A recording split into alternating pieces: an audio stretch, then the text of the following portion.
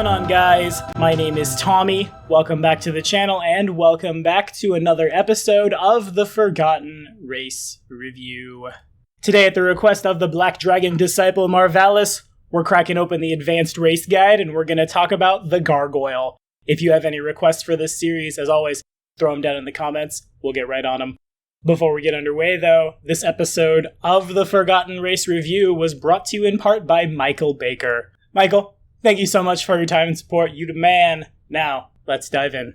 So I'm sure we've all seen gargoyles before in the real world. They're carved or formed grotesque with a spout designed to convey water from a roof and away from the side of a building.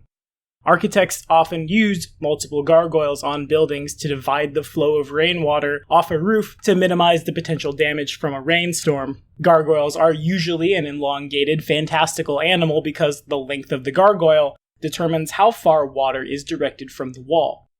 Before that, though, a French legend around 640 AD sprang up around the name of Saint Romanus, who was made the bishop of...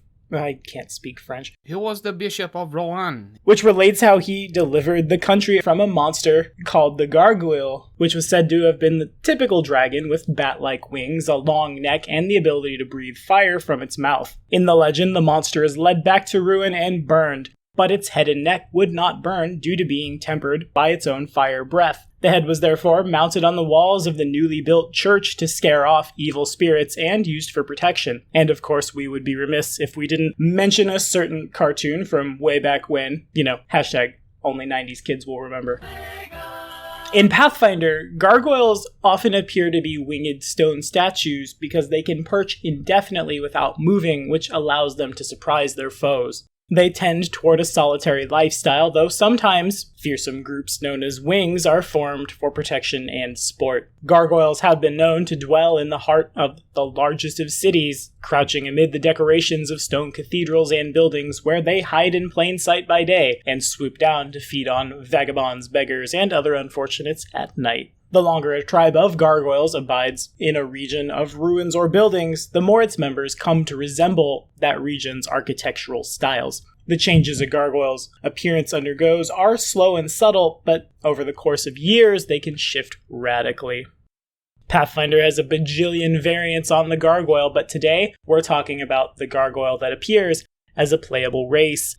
Before we get down to that, I have to say it's pretty hard to call the age and height of a gargoyle because we have zero clue whatsoever. We know their size category medium, so mechanically they have to land somewhere between about 4 feet and about 8 feet tall. Somewhere in there lies medium. Of course, their wings will be about double their height to sustain flight, and they're probably pretty heavy. So I'm gonna use orc stats. The gargoyle will reach adulthood at 12 years. Males range in height from 5'3" to 7'1", with females coming in well shorter at 4'11" to 6'9". Males weigh anywhere between 174 and 328 pounds, females 134 to 288. Now, as far as the max age for this race goes, honestly, I have no idea. They're monstrous humanoids. They kind of also give me some Oread vibes because, made of stone. Oreads also are kind of made of stone, so we'll use the Geniekin max age of 250 plus 6 percentage dice worth of years. Of course, that could be way shorter. We don't have a definitive marking point anywhere in Paizo, so your call. Now down to the stats we go. A gargoyle receives a +4 to its constitution, but a -2 to its intelligence, wisdom, and charisma. They have advanced strength, which means on top of that, they also receive a +2 to their strength. They are medium, monstrous humanoids with a base speed of 30 feet and a fly speed of 50 feet with average maneuverability. Gargoyles receive a +2 bonus to their stealth, a total of +5 to their natural armor, as well as the kicker, DR10 over magic. In addition, the gargoyle possesses a bite, 2 claws, and a gore natural attack. The claws deal 1d6 points of damage, the gore a d4, and the bite also a d4. In addition, these guys have dark vision out to 60 feet, and that's all. These guys hit the bell at 36 RP. These guys are well into the monstrous category, But really, to be honest with you, I don't think they deserve it. Yes, they get buffs to good stats. Yes, they get a fly speed, but one of their biggest selling points to the race, in my opinion, the damage reduction 10 over magic, is only going to be useful, really, in low-level play. You put a gargoyle up against a pack of wolves that surround him, yeah, alright, the wolves are going to have a lot of problems hurting him. But by level 3, level 4, pretty much everything that a gargoyle goes up against will have a magic weapon, therefore will break this damage reduction. Things need to have magical bonuses to their attacks in Pathfinder 1st Edition, because otherwise you just can't keep up with the crazy armor classes that players can get. And if you know you're GMing for a gargoyle, it's pretty easy to just make sure everyone has a magic dagger, or somehow all those wolves have an amulet of mighty fists to make sure they're doing magic damage, and you break that. The fly speed is nice, but remember, we can turn off a fly speed pretty easily with things like low ceilings, things that fly better, bows, strong winds, thick foliage, you name it. There are several things out there that can easily turn this off. Sure, then you have somebody with pretty good con and a big natural armor, but players can get that pretty easily, especially in high-level play. If nothing else, bring in your gunslingers. Target the gargoyle's touch. It's very killable for sure. Also, there's some stuff that the gargoyle has in its monster entry that didn't get translated over. If we go hop on over to the gargoyle from Bestiary 1, we see that a gargoyle receives a +6 racial bonus to stealth in stony environments and has freeze, which says that a gargoyle can hold itself so still that it appears to be a statue. A gargoyle that uses freeze can take 20 on its stealth check to hide in plain sight as a stone statue, which, again, yeah, seems really, really powerful, and in an urban setting, truly it is, but two ways around this. First off, if we're running through the forest and I know I'm fighting a gargoyle, and I turn the corner and something is hiding in plain sight as a stone statue, I'm probably smart enough, as whatever NPC you've brought up, to maybe whack that thing because I was chasing a gargoyle.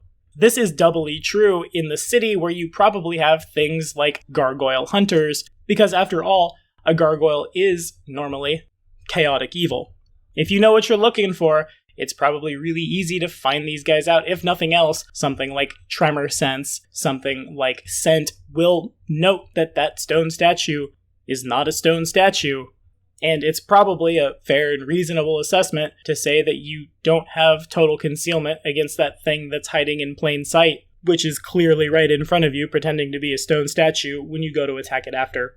And I think that pretty much sums up how I would GM for a gargoyle, though I wouldn't necessarily make all the encounters just strictly out to get them every single time. There are definitely ways around this guy.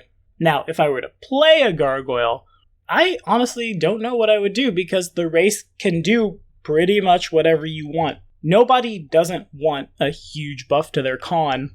The dump to the mental stats kind of hurts, but can be bought off easily enough. The fly speed is nice in big open environments, and the damage reduction, though I've just sat here and talked it up as how it's not that good and how a GM can get around it, is still really nice against some things. To be honest with you, I think if I were playing a gargoyle, though you're going to get a lot of flack from your fellow players if you do this, I would make a Sundering build, because I know that's what beats me, right? I know magic weapons break my DR, so I will first break the magic weapons. Of course, this guy probably isn't for every party. I wouldn't necessarily throw him in a given adventure path unless the GM knows people are playing really strong things and it comes a little more balanced that way. But I definitely would play these guys for sure. I hope I get a chance to in 1st edition, and if any of my players ever wanted to play this thing, I certainly would let them.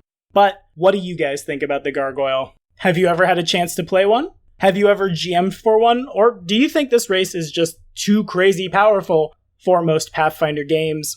And most importantly, I suppose, do you think this race will make it to Pathfinder 2nd Edition as more than just a monster we kick around? Maybe we'll see it in Doomsday Dawn, the Pathfinder playtest adventure for 2nd Edition, which drops in August, and we're playing it right here. 6 lucky subscribers will run through the first adventure for Pathfinder 2nd Edition, and if you'd like to learn more about that giveaway, follow this card right up here. Remember that patronage at any tier gets you a second entry into all of our giveaways. Anywho, that's all I got for today. Thank you guys so much for watching. Be sure to like and subscribe for more videos. The next episode of the Forgotten Race Review, where we cover a homebrew race, the Migo, into a player race. That drops on Monday. What am I getting myself into?